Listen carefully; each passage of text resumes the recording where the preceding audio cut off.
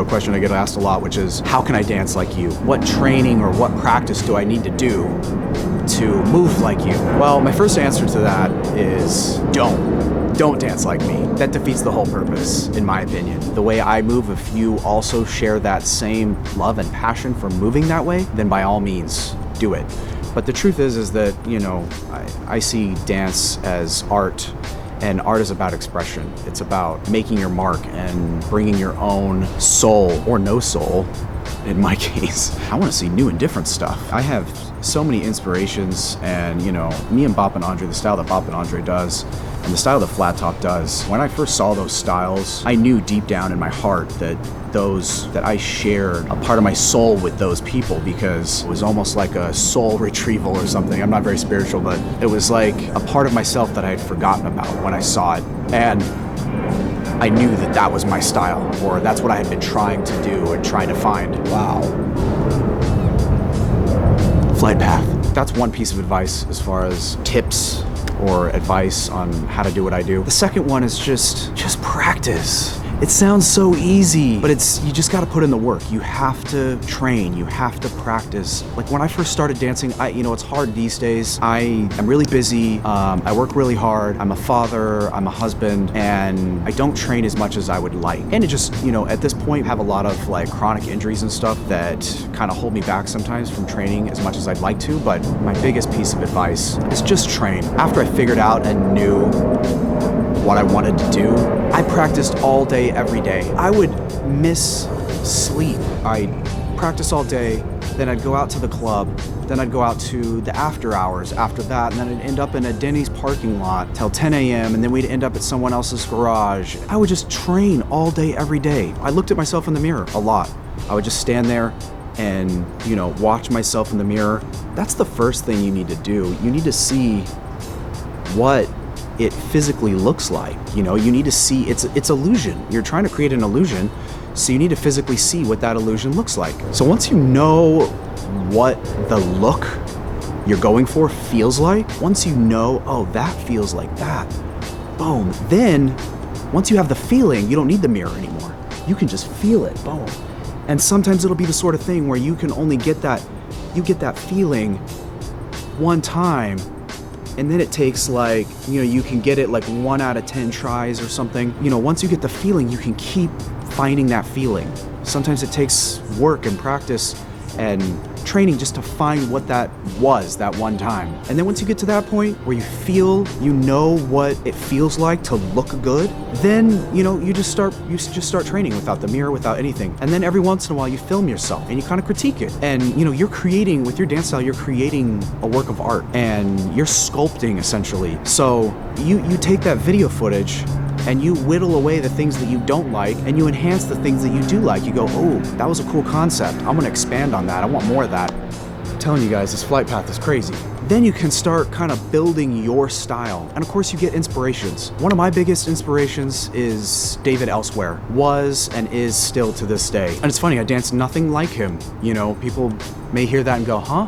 He's like crazy, like double jointed, and does all this really insane flexible stuff and everything. But a lot of his philosophies and his approach to dance and expression really made a huge impact on me. One of them that he talked about a lot was he would see somebody one time, not really get video of them, not try to study it, but just get that inspiration from seeing that person that one time in person. Then when you take that and you get home maybe a few hours after you saw that person, and you go, wow, that was really cool. And you kind of start to interpret it the way you would. By doing so, you kind of forget what it was. And already you start to make it your own, and it starts to evolve and change. And because you only saw it that one time and you're not studying it, it becomes more and more yours. And then from there you just build and you create something totally new and different. Another thing that I would hear him talk about is habitual training, and that's what I was just talking about earlier. I used to do it constantly. I'd be at the grocery store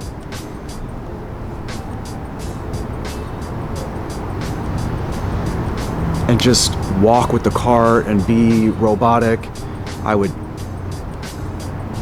drink robotically, and if the water spilled on me or whatever it was, if I dropped some food out of my mouth and I was trying to eat that way, so be it. I'm a machine. I don't have the sensors to collect that data. So I just move forward and I keep doing it. I would do it in the car. Every time I crossed a mirror, like in the bathroom, I'd be like, oh, how does this new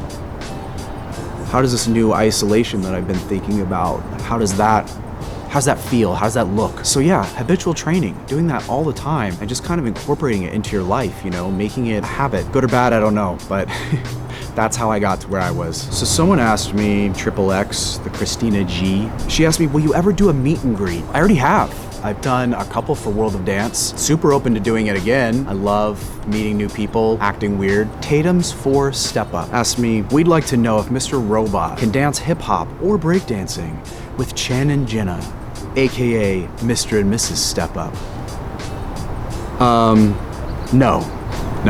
I would be down to dance with them, no question about that. I've met and have a kind of a hello, how are you type relationship with both Channing and Jenna. They're awesome, really cool people. I don't really dance hip hop. I can still do windmills and like really sketchy top rock and sketchy footwork, but yeah, for the most part, this is what I do, robotic popping. That ties into another question, which is somebody asked me, do I do any other styles of dance? No, not really. I'm a decent twerker or booty dancer, whatever, I can clap them thighs. But yeah, for the most part, robot, bopping, animation, some kind of animated waving, boom, hitting, some popping elements. That's pretty much it. I always saw Crump and wanted to get into Crump, but it never materialized for me. A few people have asked me, am I willing to come to their state, country, city, and teach there? Yeah, I'm up for it. Tell your local event promoter, government, your local politician, and see if they can get me out, because I'm down. Looking through these on Twitter. Tonua, do you want to come to French Polynesia and dance with the only robot of this country who's me, because you're my inspiration? Yeah, dude, of course. I want to go to French Polynesia, of course. Come on, make it happen. Let's see. Miko Ray Falalempa. I entered the world of dancing because of you. An inspiration for all. You're the best. Dude, thank you so much, man. That means the most to me. When people say, like, I'm the reason they started dancing or you got me into it, whatever, that's the ultimate for me. That's why I do it. Samara Joshua, I think I'm pronouncing that correctly, hopefully. Say you had a chronic injury in your legs for 2 years so far, and you've been dancing all your life prior to the injury. Is it time to put dancing aside and move on? What do you think? Thank you for your hard work. First of all, thank you so much. That means a lot to me. I can speak from direct experience here because I did have chronic knee injuries, and I was a b-boy at the time. I just modified, and I found, the truth is that I found something that it was even more up my alley. You know, you just got to stick with it, and if it's something you really want to do, you got to be flexible, and you have to adapt. That's pretty much all I can say about that. I've had 4 knee surgeries. Last year I tore my Achilles tendon. I have chronic injuries and pain in both my shoulders. I have chronic neck pain and injuries. I keep doing it because I have to. This is just something I have to do. And I'm working on kind of modifying my lifestyle and trying to figure out how I can work through these chronic injuries and or hopefully heal them. That's a part of it. And that comes with anything. You know, you want to be a painter or something, you know, at some point your eyesight may fail, or you may get carpal tunnel, or you may have a back injury and you may not be able to sit the way you want to. You modify it and you adapt if it's something you're really passionate about and you really want to do. Kristen Lee asked me, if you weren't dancing with your life, what else do you think you would be doing? Was there anything else you were really interested in pursuing? For a long time, you know, I thought I was going to be an Olympian, an Olympic track athlete. That was kind of the path that I was on. No regrets, you know, but that was something that I really wanted to do. Everything worked out, I think, for the best. I think I ended up where I'm supposed to be. You know, I'm a huge techie, so I probably would have done something in the tech world, something science or technology related. I studied physiological science and a little bit of cybernetics at UCLA. Most recently, I've gotten more into photography. It's pretty cool because photography and videography kind of tie into what I do now and are big aspects to my career and how I make money. So yeah, I'm pretty happy. I think I'm doing a lot of the things that I want to do right now. Yash Goplani asked, along with dancing, do you do something else for a living? If yes, then what? For many years, I've supplemented my income with modeling. It's not something that I've ever been, you know, extremely passionate about. I can't really take pride in the way I look. I didn't work for that, but I'm very lucky, and I'm very grateful. Thanks, parents. But yeah, so modeling has been something that I've and then also acting, which is something that I've been passionate about for many years, and I've kind of done it on and off, mostly commercial work. So if you've ever seen me in a commercial or a TV show or a movie where I'm not doing the robot, or maybe they have me throw it in there real quick, and you think, oh, that looks kind of like Mad Chat. Yeah, that's me. Ooh, this is a good one. Shazeb Shak.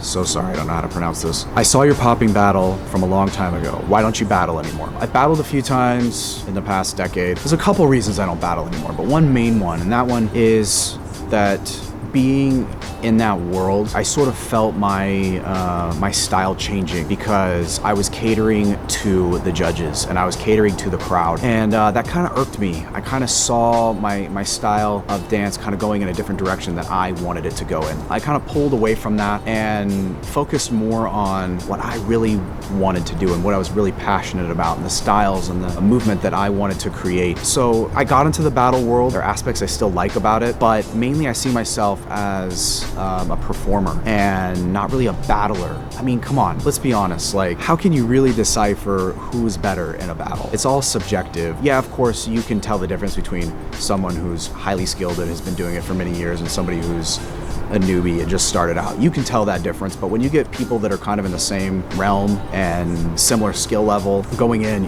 as a judge or as a spectator, I have the style that I prefer already. It's subjective. It's my point of view. It's my personal style. So I'm already gonna lean towards anyone who has or shares those feelings with me and that style. So judging battles is totally weird, and there's always drama and politics, and for the most part, I just kind of like to stay away from that. I'll do it every once in a while just for fun. I'm definitely into ciphering here and there, but I'll never let it get to that point where it's like people are arguing, or I went 6 rounds, if you don't go 20 rounds, and what? It's art. We're trying to decipher whose art is better than the others. I know battling is a part of this culture, and I fully understand and respect that. It's just not really for me. Okay, somebody asked me on Snapchat, what's your favorite Starbucks drink? I'm trying to take a break from coffee right now, but I just recently, my wife likes to make fun of me, but I just recently kind of became a coffee snob. I kind of found out what good coffee was, and now I have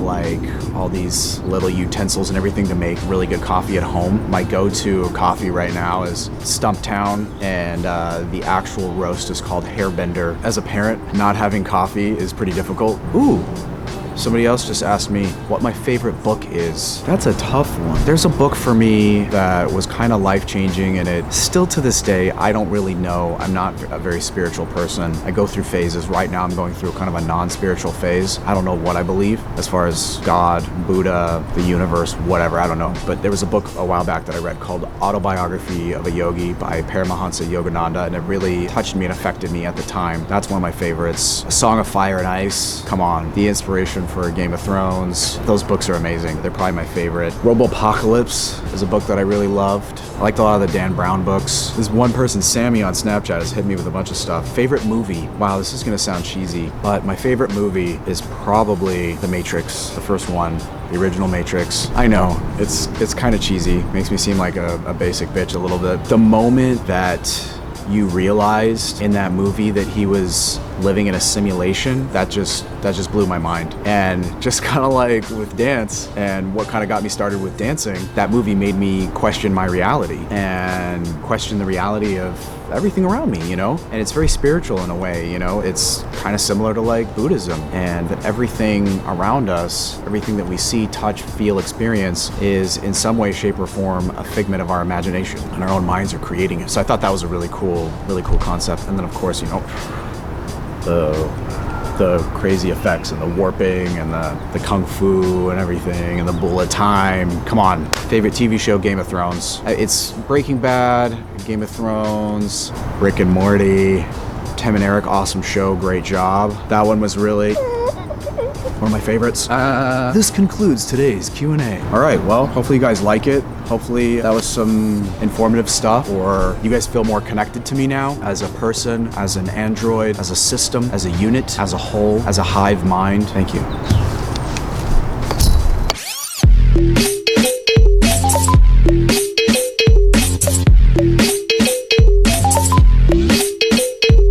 Somebody's in my house right now.